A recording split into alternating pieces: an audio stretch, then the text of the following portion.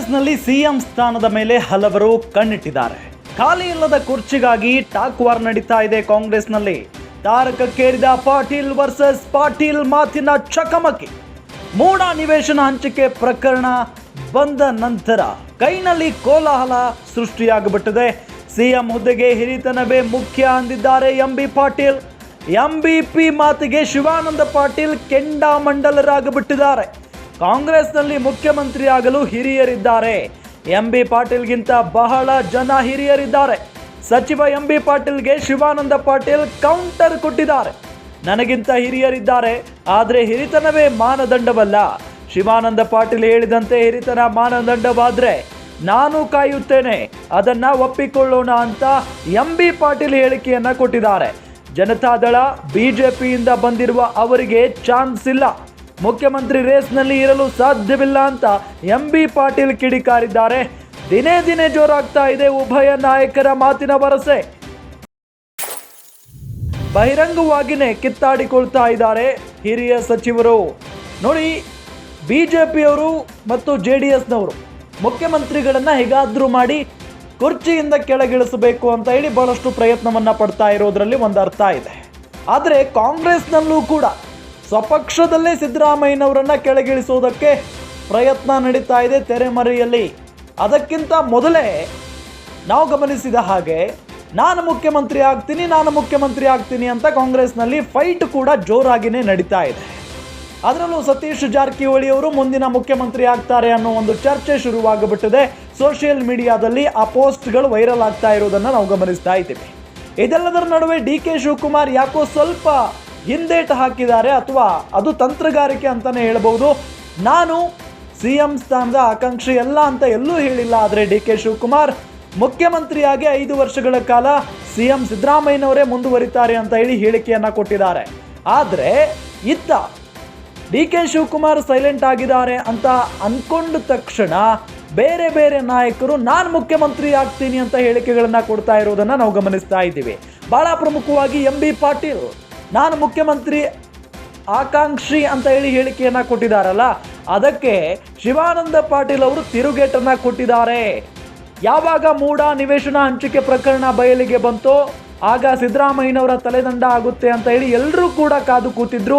ಆದರೆ ಕಾನೂನು ಹೋರಾಟವನ್ನ ಮಾಡ್ತೀನಿ ಅಂತ ಹೇಳಿ ಸಿಡಿದೆದ್ದು ಬಿಟ್ಟಿದ್ದಾರೆ ಸಿದ್ದರಾಮಯ್ಯನವರು. ಹೈಕಮಾಂಡ್ ನಾಯಕರು ಕೂಡ ಸಿದ್ದು ಪರವಾಗಿನೇ ಇದ್ದಾರೆ. ಹಾಗಾಗಿ ಕೆಲವು ಮುಖ್ಯಮಂತ್ರಿ ಆಕಾಂಕ್ಷಿಗಳಿಗೆ ನಿರಾಸೆ ಆಗಿದೆ. ಆದರೂ ಕೂಡ ಇನ್ನೂ ನಂಬಿಕೆಯಲ್ಲಿದ್ದಾರೆ, ಹೋಪ್ ಕಳ್ಕೊಂಡಿಲ್ಲ ಕೆಲವೊಂದಿಷ್ಟು ನಾಯಕರು, ಅದರಲ್ಲಿ ಎಂಬಿ ಪಾಟೀಲ್ ಒಬ್ರು. ಆದರೆ ಶಿವಾನಂದ ಪಾಟೀಲ್ ಅದಕ್ಕೆ ತಿರುಗೇಟನ್ನ ಕೊಟ್ಟಿದ್ದಾರೆ. CM ಹುದ್ದೆಗೆ ಹಿರಿತನವೇ ಮುಖ್ಯ ಅಂತ ಎಂಬಿ ಪಾಟೀಲ್ ಏನು ಹೇಳಿಕೆಯನ್ನ ಕೊಟ್ಟಿದ್ದಾರಲ್ಲ, ಅದಕ್ಕೆ ಶಿವಾನಂದ ಪಾಟೀಲ್ ಕಾಂಗ್ರೆಸ್ನಲ್ಲಿ ಮುಖ್ಯಮಂತ್ರಿ ಆಗೋದಕ್ಕೆ ಹಿರಿಯರಿದ್ದಾರೆ, ಎಂಬಿ ಪಾಟೀಲ್ಗಿಂತ ಬಹಳ ಜನ ಹಿರಿಯರಿದ್ದಾರೆ ಅಂತ ಹೇಳಿ ಬಹಳಷ್ಟು ತಿರುಗೇಟನ್ನ ಕೊಟ್ಟಿರೋದು, ಕೌಂಟರ್ ಅಟ್ಯಾಕ್ ಮಾಡಿದ್ದಾರೆ. ನನಗಿಂತ ಹಿರಿಯರಿದ್ದಾರೆ, ಆದರೆ ಹಿರಿತನವೇ ಮಾನದಂಡವಲ್ಲ. ಶಿವಾನಂದ ಪಾಟೀಲ್ ಹೇಳಿದಂತೆ ಹಿರಿತನ ಮಾನದಂಡ ಆದರೆ ನಾನೂ ಕಾಯ್ತೇನೆ ಅಂತ ಈ ಸಂದರ್ಭದಲ್ಲಿ ಎಂಬಿ ಪಾಟೀಲ್ ಮತ್ತೆ ತಿರುಗೇಟನ್ನ ಕೂಡ ಕೊಟ್ಟಿರೋದು. ಅಂದರೆ ಅಲ್ಲೇ ಒಬ್ಬರಿಗೊಬ್ಬರು ಕಿತ್ತಾಟವನ್ನು ನಡೆಸ್ತಾ ಇದ್ದಾರೆ ಅನ್ನೋದು ಇಲ್ಲಿ ಬಹಳ ಸ್ಪಷ್ಟವಾಗಿ ಗೊತ್ತಾಗ್ತಾ ಇದೆ. ಬೇಕಾಗಿದೆ 2004ರಲ್ಲಿ SM ಕೃಷ್ಣ ಅವರು ನನಗೆ ಕರೆಸಿ ಮಾತನಾಡಿ ಹೇಳಿದರು, ಹೀಗೆ ನನಗೆ ಶಿವಾನಂದ ಪಾಟೀಲರು ಮತ್ತು ಸೋರ್ಗಾಮಿಯವರು, ಶಿವಾನಂದ ಪಾಟೀಲರು ಅವಾಗ ಶಾಸಕರಾಗಿದ್ದರು, ಶಿವಾನಂದ ಪಾಟೀಲರು ಸೋರ್ಗಾಮಿಯವರು ನನ್ನ ಭೇಟಿಯಾಗಿದ್ದರು. ಅವರು ಪಕ್ಷ ಸೇರ್ಬೇಕಂತಾರೆ, ನಿನ್ನ ಅಭಿಪ್ರಾಯ ಏನು ಅಂತ ಹೇಳಿದ್ರು. ಮತ್ತು ನನ್ನ ಅಭಿಪ್ರಾಯ ಏನೂ ಇಲ್ಲ, ನಮ್ಮದು ಅದು ರಾಜಕೀಯ ಒಂದಿದು ಇದೆ, ನನ್ನೇನು ಅದ್ರಾಗ ಅಭಿಪ್ರಾಯ ಇಲ್ಲ, ನನ್ನ ಮತಕ್ಷೇತ್ರ ಅಷ್ಟೇ, ನಂದು ಇಂಟ್ರೆಸ್ಟು, ಅದು ಬಿಟ್ಟು ನಾನೇನು ಇಂಟ್ರೆಸ್ಟ್ ಇಲ್ಲ.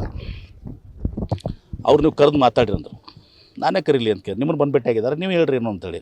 ಇಲ್ಲ ಆ್ಯಸ್ ಅ ಲೀಡರ್, ನೀವು as A member of parliament, ಇದು ನೀವು ಆ್ಯಸ್ ಅಲ್ಲಿ ರೆಪ್ರೆಸೆಂಟ್ ಮಾಡೋದು ಬಿಜಾಪುರ ಜಿಲ್ಲೆಯಿಂದ ಕರೆದು ಮಾತಾಡ್ರಿ ಅಂತ ಹೇಳಿದ್ರು. ನಾನು ಶಿವಾನಂದ ಪಾಟೀಲ್ರಿಗೆ ಅವ್ರಿಗೆ ಕರೆ ಬೇಕಾದ್ರೆ ಅವರಿಗೂ ಕೂಡ ಇದ್ದಾರೆ, ಆರೋಗ್ಯವಂತರಾಗಿದ್ದಾರೆ, ಹಿರಿಯರಿದ್ದಾರೆ. ಅವರಿಬ್ಬರನ್ನೂ ಕರೆಸಿ ಆತನು ಹೇಳಿದೆ, SM ಕೃಷ್ಣ ಅವರು ನಿಮ್ಮನ್ನು ಕರೆದು ಮಾತನಾಡಂಥೇಳಿ ನನಗೆ ನಿರ್ದೇಶನವನ್ನು ಕೊಟ್ಟಿದ್ದಾರೆ, ಅದ್ರ ಪ್ರಕಾರ ನಿಮ್ಗೆ ಕರೆದಿದ್ದೀನಿ, ಹೀಗೆ ತಾವು ಭೇಟಿಯಾಗಿದ್ರಂತೆ ಏನು ಅಂಥೇಳಿ. ನನ್ನ ಕೇಳಿದ್ರು ನಿಮ್ಮ ಇಂಟ್ರೆಸ್ಟ್ ಏನು? ನಮ್ಮ ಇಂಟ್ರೆಸ್ಟ್ ಏನಲ್ಲಪ್ಪ, ನಾನು ಮತ್ತೆ ನಾನು ಹೇಳಿದ್ದೀನಿ ಅವ್ರಿಗೆ, ಅವರು ಎಸ್ ಎಂ ಕೃಷ್ಣ ಅವ್ರಿಗೆ ಅಂತ ಹೇಳಿದ್ರು. ಆಮ್ಯಾಗೆ ಇವರು ಯಾರು ಅದು ನಮ್ಮ ಶಿವಾನಂದ ಪಾಟೀಲ್ರು, ನಾನು ಅವ್ರ ಜೊತೆನೇ ಮಾತಾಡಬೇಕು ಅಂದರು. ಮತ್ತು ಅವ್ರ ಜೊತೆ ಮಾತಾಡ್ಬೇಕು, ಅವ್ರ ಜೊತೆ ಮಾತಾಡಿ, ಅವ್ರ ಜೊತೆ ಮಾತಾಡಬೇಕು ಅಂತ ಹೇಳಿದ್ರು. ಆಯಿತು, ಅವ್ರ ಜೊತೆ ಮಾತಾಡಿ ಅಂತ ಹೇಳಿದ್ರು. ಮುಂದೆ ನಾನು ಎಸ್ ಎಂ ಕೃಷ್ಣ ಅವ್ರಿಗೆ ಹೇಳಿದೆ, ಸರ್ ಅವ್ರು ನಿಮ್ಮ ಜೊತೆ ಮಾತಾಡಬೇಕು, ನಿಮ್ಮ ಜೊತೆ ಮಾತಾಡಿ. ಆಗಿದ್ದು ಇಷ್ಟು. ನಾನೇನೋ ಅವ್ರು ಕಾಂಗ್ರೆಸ್ ಪಕ್ಷಕ್ಕೆ ಬರ್ರಿ ಅಂತ ಕೇಳಿಲ್ಲ, ಬರಬೇಡ ಅಂತೂ ಹೇಳಿಲ್ಲ, ವಿರೋಧನೂ ವ್ಯಕ್ತಪಡಿಸಿಲ್ಲ. ಅವರು ಎಸ್ ಎಂ ಕೃಷ್ಣ ಅವ್ರು ಹೇಳಿದ ಪ್ರಕಾರ ಕರೆದಿದ್ದೆ, ಮಾತನಾಡಿದೆ, ಅವ್ರ ಜೊತೆನೇ ಮಾತಾಡಬೇಕು ಅಂದರು. ಮಾತಾಡಿ ಅಂತ ಹೇಳಿದೆ ನಾವು ಎಸ್ ಎಂ ಕೃಷ್ಣ ಅವ್ರಿಗೆ, ನೀವು ಮಾತಾಡಿ ಅಂಥೇಳಿ. ಇಷ್ಟ ಆಯಿತಾ? ಮುಂದೆ ಅವ್ರವ್ರ ಮಾತುಕತೆ ಏನಾಯಿತು ನನಗೆ ಗೊತ್ತಿಲ್ಲ. ತದನಂತರ ಅವರು ಬಾಗೇವಾಡಿಯಿಂದ ಸ್ಪರ್ಧೆ ಮಾಡಿದರು. ಇದು 2004ನಲ್ಲಿ. ಮತ್ತು 2008-4ರಲ್ಲಿ ಇವರು ಕ್ಯಾಂಡಿಡೇಟ್ ಆಗಿದೆ, ಯಾರು ಬಹುಶಃ ರುದ್ರಗೌಡರಾಗಿದ್ದರು, ನನ್ನ ವಿರೋಧ MS ರುದ್ರಗೌಡರು, BJP-ಇಂದ ಜನತಾದಂತ ಯಾರಾಗಿದ್ರು ಗೊತ್ತಿಲ್ಲ, ನನಗೆ ನೆನಪಿಲ್ಲ ಅದು. ಹಾಂ, ಕೋಯರ್ಷಿತ್. ಮುಂದೆ 2004 ಆಯಿತಾ, 8ರಿಂದ ಇಲ್ಲಿವರೆಗೆ 4 ಬಾರಿ ನನ್ನ ವಿರುದ್ಧ ಯಾರು ಕ್ಯಾಂಡಿಡೇಟ್ ಇದ್ದಾರೆ ನಿಮ್ಗೆ ಗೊತ್ತು?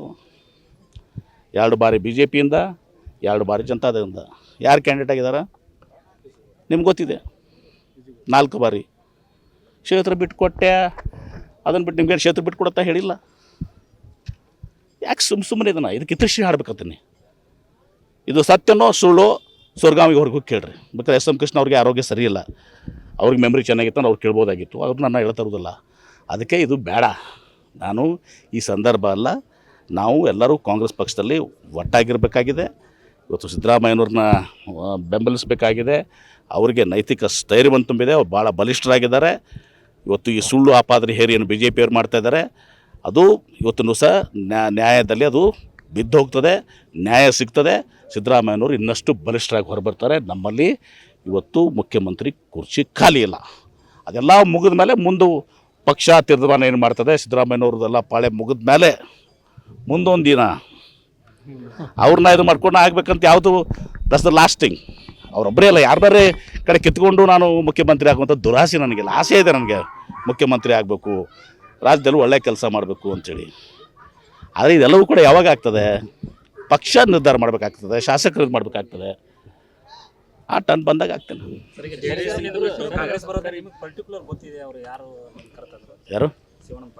ಹಾಂ, JDS ಬಿಟ್ಟು ಕಾಂಗ್ರೆಸ್ಗೆ ಬರಬೇಕಾದ್ರೆ ಯಾರು ಕರ್ಕೊಂಡ್ಬಂದ್ರು ಅನ್ನೋದು ಅವರಿಗೆ ನಾನು ಹೇಳಿದ್ನಲ್ಲ, ನಾನೀಗ ಸ್ಪಷ್ಟವಾಗಿ ಹೇಳಿದ್ನಲ್ಲ. ಈಗ ಇಷ್ಟೇ ಇದು ಏನು ಹೇಳಿದೆ ಎಷ್ಟೊತ್ತನ ಕತೆ ಇಷ್ಟೇ. ಯಾರು ಕರ್ಕೊಂಡ್ಬಂದ್ರು ಗೊತ್ತಾಗಿದೆ. ಎಸ್ ಎಂ ಕೃಷ್ಣ ಮತ್ತು ಅವ್ರ ಗಿಡ ಏನಾಗಿದೆ ಗೊತ್ತಿಲ್ಲ ನಮಗೆ.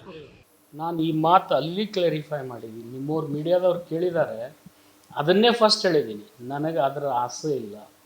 ನನಗೆ ಭಗವಂತ ಇಷ್ಟು ಕೊಟ್ಟಿದ್ದಾನೆ, ಇದಕ್ಕೆ ನಾನು ಭಾಳ ಸಂತೃಪ್ತಿ. ಇದ್ರ ಮೇಲೆ ನನಗೆ ಆಸೆನೇ ಇಲ್ಲ. ಸೀನಿಯಾರಿಟಿ ಪ್ರಶ್ನೆ, ಸೀನಿಯರ್ ನಾನು ಇರ್ಬೋದು, ಜೂನಿಯರು ಇರ್ಬೋದು, ಆದರೆ ನನಗೆ ಆಸೆ ಇಲ್ಲ ಮುಖ್ಯಮಂತ್ರಿ. ನಮ್ಮ ಸೀನಿಯರ್ಸ್ ಯಾರ್ಯಾರು ಪಾಪ ಪಕ್ಷ ಕಟ್ಟು ದುಡಿದು ಆಗ್ಬೇಕಂತ ಕಾಯ್ತಾ ಇದ್ದಾರೆ, ಅವ್ರು ಆದರೆ ಸಂತುಷ್ಟದ ಅಂತ ಇಷ್ಟು ಹೇಳಿದ್ದೀನಿ. ನಾನು ಬೇರೆ ಏನೂ ಹೇಳಿಲ್ಲ. ಮುಖ್ಯಮಂತ್ರಿ ಆಗಲಿಕ್ಕೆ ಸೀನಿಯಾರಿಟಿನ ಮಾನದಂಡ ಅಲ್ಲ ಅಂತ ಅಭಿಪ್ರಾಯಿಸ್ತೀನಿ. ನೋಡಿ, ಸೀನಿಯಾರಿಟಿ ಮಾನದಂಡ ಅಲ್ಲ, ಅದು ನನಗೂ ಗೊತ್ತಿದೆ. ಆದರೆ ಪಕ್ಷಕ್ಕಾಗಿ ಅವ್ರು ದುಡ್ದಾರಲ್ಲ, ಭಾಳ ಜನ ಭಾಳ ಥರ ದುಡ್ದಾರೆ. KPCC ಅಧ್ಯಕ್ಷರಾಗಿ ಪಕ್ಷ ಕಟ್ಟಾರೆ, ಪಕ್ಷ ಅಧಿಕಾರಕ್ಕೆ ಬಂದಿದೆ.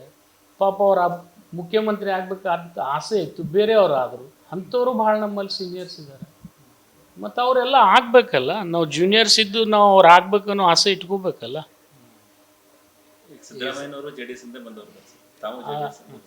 ಅದು ಬಹುತೇಕ MP ಪಾಟೀಲ್ರು ಮರ್ತಾರ, ಅದು ಅವ್ರಿಗೆ ಕೇಳಿ.